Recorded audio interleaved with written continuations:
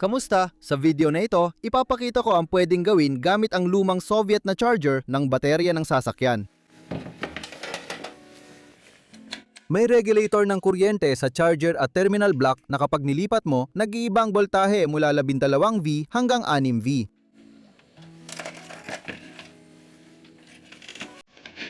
Sige, simulan na natin baklasin ang charger.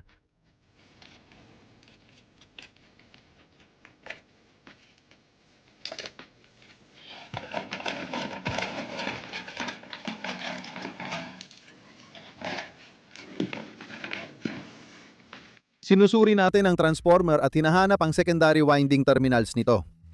Madali silang makita, ito yung tatlong wire papunta sa mga diode.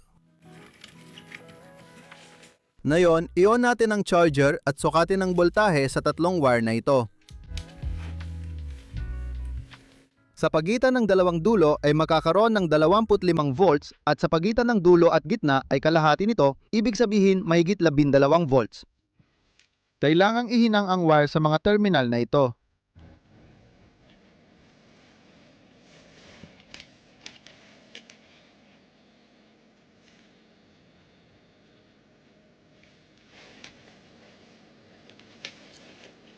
Tingnan din kung saan papunta ang mga wire mula sa clamp at maginang ng wire sa mga iyon.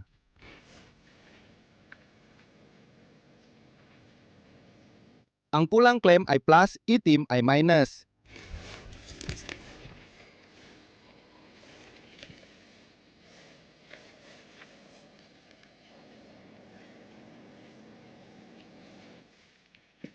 Sunod, mag-drill ng 12 mm butas sa kaha.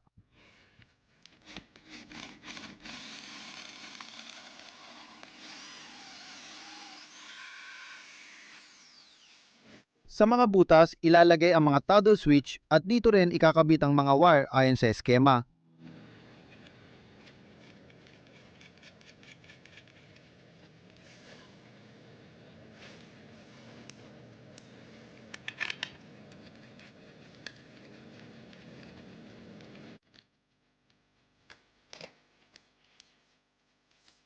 Mag-drill pa tayo ng 2 butas tapos ikabit ang saksakan sa katawan.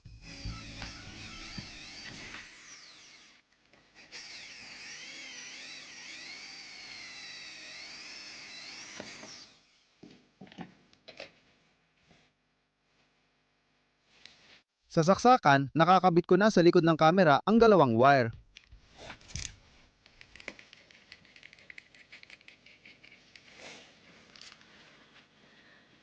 Itabi muna natin ito ngayon.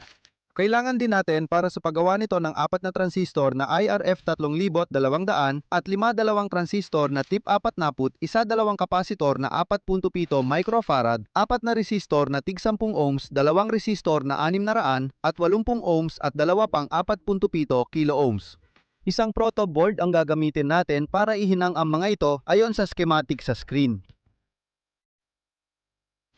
Ganito ang kinalabasan ng board ko. Ngayon, ilalagay ko na ito sa loob ng charger case.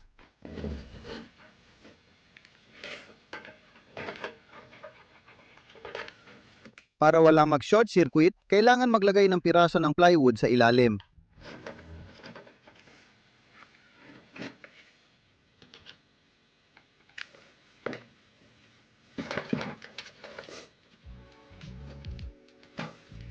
Kunin ang pakalawang bahagi ng charger at mga isinolder na wire, ikonekta sa board. Para magawa nating magpalit ng mga mode ng aparatong ito, ikinokonekta natin lahat sa pamamagitan ng mga toggle switch. Pagkatapos ikonekta ang board, binabalik natin ang charger sa dati nitong ayos.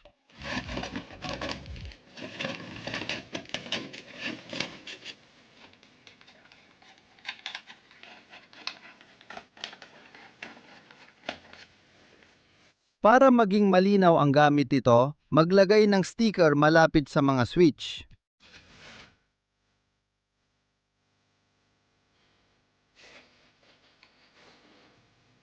Marami ang nakaintindi na hindi na lang ito charger, kundi voltage converter mula 12 hanggang 200 at 20 volts. Ididikit na ang huling sticker tapos lilipat tayo sa pagsubok ng gawaing ito. Gaya ng nakikita ninyo, normal na nagcha-charge lang ng baterya. Pero kapag binuksan ang dalawang switch, nagiging inverter ito.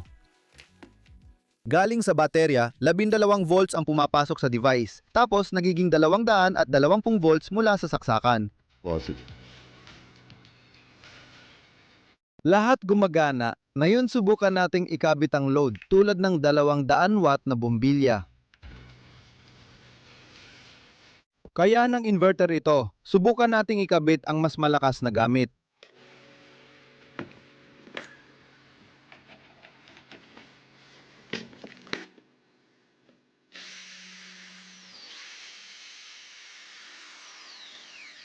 Walang problema ang drill. Ang mga transistor na ginamit ko sa circuit ay kayang humawak na hanggang 1,500 watts.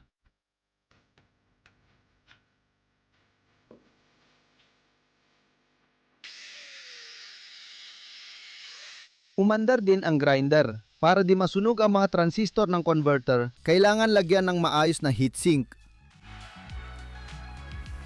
Ngayon, patayin ang mga toggle switch, isaksak ang plug sa saksakan at gagana na ulit ang aparato bilang charger.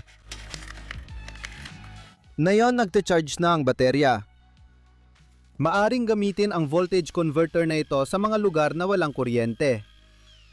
Kung nagustuhan ninyo ang video, like, comment at subscribe sa channel. Salamat sa panonood at paalam!